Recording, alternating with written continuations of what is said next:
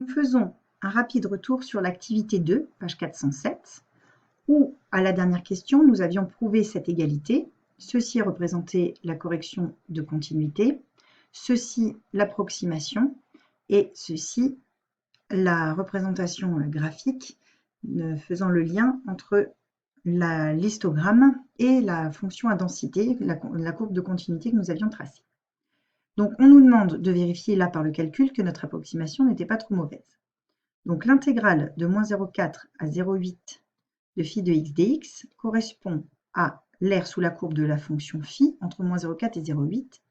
Phi étant la fonction à densité de la loi normale centrée réduite, ceci est égal à la probabilité que z soit compris entre moins 0,4 et 0,8 lorsque z suit une loi normale de paramètre 0,1.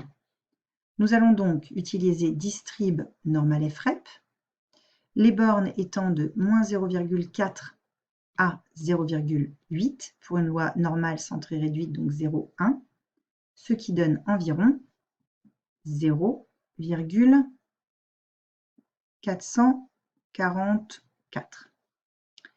Dans un deuxième temps, on cherche la probabilité que x soit compris strictement entre 11 et 15. S'agissant d'une loi binomiale, c'est la probabilité que x égale 12, plus la probabilité que x égale 13, plus la probabilité que x égale 14. Donc, si nous prenons dans la partie fonction la distrib binôme FDP pour 25 essais avec une probabilité de 0,5, et là nous représentons grand X,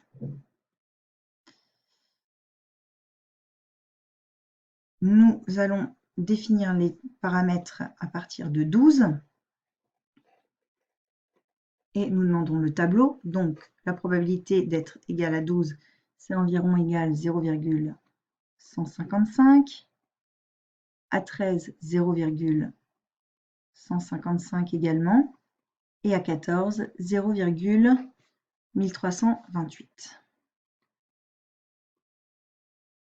Ce qui, quand on fait le calcul, 0,155 fois 2 plus 0,1328 donne 0,4428.